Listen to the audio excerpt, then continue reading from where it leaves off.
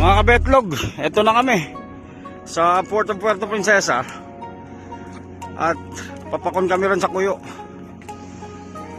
So dala-dala na natin lahat ng mga gamit natin. Sasakay tayo sa MV Maria Isabel ng Montenegro Shipping Lines. So haruman, mag-aabot kita sa Kuyo around 9 in the morning. A few inches later. Ayos mga kabetlog, nasa Port of Cuyo na tayo. Napakaganda ng umaga.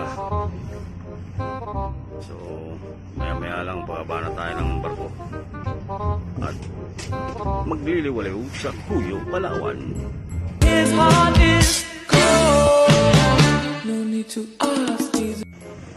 Nasa Cuyo Island na tayo. And it's nice to be back after 37 years.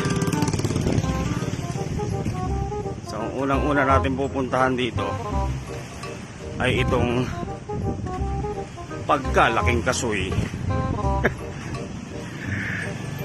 I love Cuyo, baby. Wow. Balpasak ng tutoy.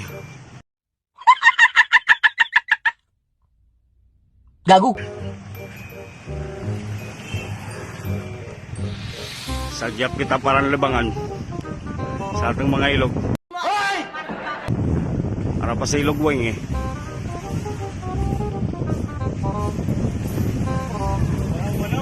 Diba? Ang ganda ng nilalakaran natin. Tabing dagat mismo. This is the Cuyo Boulevard. 1 hour later. Ang kaibahan si Ilog Wing. Harapay. Hi, Dan. Anong mister? Si Marvin. Matayog kami saya Cuyo dati. Aroy, mapagatak ko. Lagi barangay tunga-tunga. Tanga-tanga ang barangay nga dya. O dya, mga ilog ng Palaw.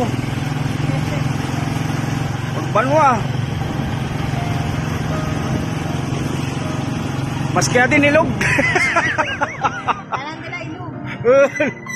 Grabe din ah. Ito, shout out. Patog.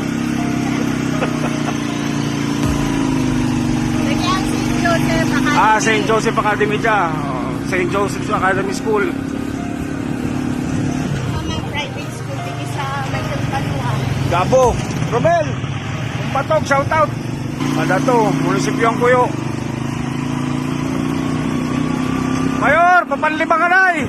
Pwede ba ilayo mo sa akin to? Ayoko makita ito. Maita ulo ko. Lagi ang Coast Guard, pati PNP. Lagi ang gym. Cuyo Gym. Ang Palawan State University. PSU. PSU Cuyo. Lagi. Formerly, Pikat. The old church of Cuyo, Palawan. Yeah. Tinlo.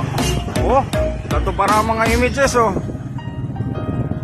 37 years na ako bago nakabalik ulit. 1986. Dalo. Pagkatinlo. Diba? Diba, picture kita rin lagi. 1622. Diba? Built way back in 1622. Yan, makikita natin yan. Oh, with all the cannons. Nandun sa taas, may mga kanyon pa. Anyo 1622, St. Agustin Parish, Cuyo, Palawan.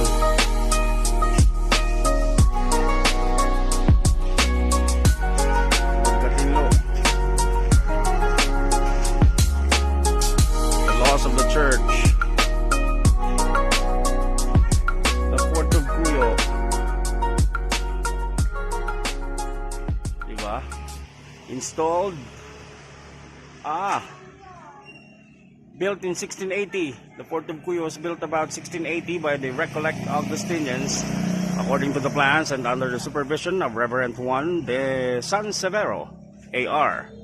The fort, made of stone and mortar, was square in form with 4 bastions. So, ang Kuyo Church. Hallelujah. Luang Eko. Kapusan Beach. Tinlo. Pero dahil ako noon, tamagabulihan di sa Kapusan. Paano masabi? Power up. That's our boat. Leaving at 2 p.m. for Iloilo. So, ayun, ang PSU, Cuyo. This is the Cuyo Bay area. Tinlo, ganda ng dagat. So, this is the famous I Love Cuyo sign na makikita mo kapag paparating ka ng Cuyo, Palawan. Ayan, dito sa Kapusan Beach. I love Cuyo. I really love Cuyo. Tagal bago nakabalik ulit. Kapusan Beach. I love it.